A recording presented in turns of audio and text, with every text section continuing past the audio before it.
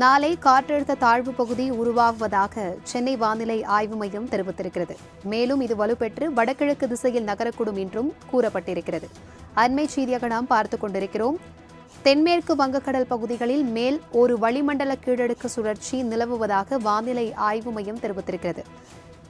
இதுகுறித்தான விவரங்களுடன் இணைகிறார் எமது செய்தியாளர் ஷெலினா. வணக்கம் ஷெலினா. நாளை காற்றழுத்த தாழ்வு பகுதி உருவாக இருப்பதாக வானிலை ஆய்வு மையம் தெரிவித்திருக்கிறது. இதன் விளைவாக எந்தெந்த மாவட்டங்களுக்கு கனமழைக்கான எச்சரிக்கை விடுக்கப்பட்டிருக்கிறது? விவரங்களை சொல்லுங்க.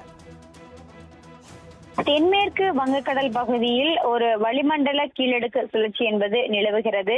இதன் காரணமாக நாளை குறிப்பாக 22ஆம் தேதி ஒரு காற்றழுத்த தாழ்வு பகுதி என்பது உருவாக இருக்கிறது தென்மேற்கு வங்கக்கடல் பகுதியில்.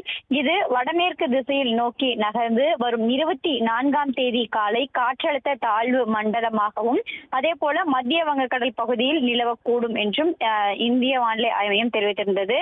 அதன் பிறகு மேலும் வலுப்பெறுவதற்கான வாய்ப்பிருப்பதாக வடகிழக்கு திசையை நோக்கி நகரக்கூடும் என்றும் தெரிவித்திருக்கிறார்கள்.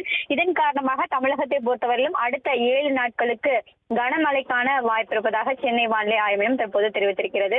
குறிப்பாக கோயம்புத்தூர், திருப்பூர், தேனி மற்றும் திண்டுக்கல் ஆகிய 4 மாவட்டங்களில் இன்று கனமழை பெய்யக்கூடும் என்றும் 11 மாவட்டங்களில் மிக கனமழைக்கான வாய்ப்பு இருப்பதாகவும் சென்னை வானிலை ஆய்வு மையம் தெரிவித்திருக்கிறது. 24ஆம் தேதி வரையிலுமே கனமழைக்கான வாய்ப்பு இருப்பதாகவும் 25லிருந்து 27ஆம் தேதி வரையிலும் லேசானது முதல் மிதமான மழை பெய்யக்கூடும் என்றும் வானிலை ஆய்வு மையம் எச்சரிக்கை விடுக்கப்பட்டிருக்கிறது.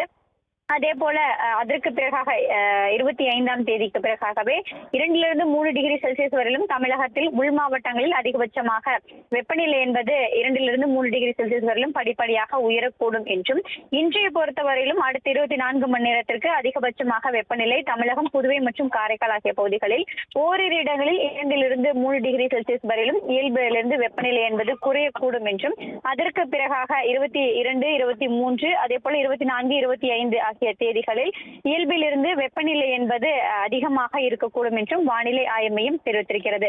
சென்னை மற்றும் புறநகர் சென்னையை பொறுத்தவரையிலும் அடுத்த 24 மணி நேரத்திற்கு வானம் ஓரளவு மேகமூட்டத்துடன் காணப்படும் என்றும் நகரின் ஒரு சில பகுதிகளில் மட்டும் லேசானது முதல் மிதமான மழைக்கு வாய்ப்பிருப்பதாகவும் அடுத்த 48 மணி நேரம் வரையிலுமே சென்னையில் வானம் மேகமூட்டத்துடன் தான் காணப்படும் என்றும் வானிலை ஆய்வு மையம் தெரிவித்திருக்கிறது.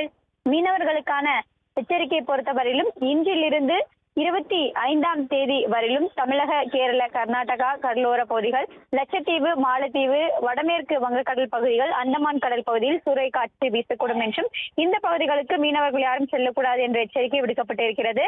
அதே போல ஆழ்கடலுக்கு சென்றிருக்கக்கூடிய மீனவர்கள் 23ஆம் தேதிக்கு முன்னதாகவே கரைக்கு திரும்ப வேண்டும் என்றும் அறிவுறுத்தல் விடுக்கப்பட்டிருக்கிறது. தகவல்களுக்கு நன்றி ஷெலினா.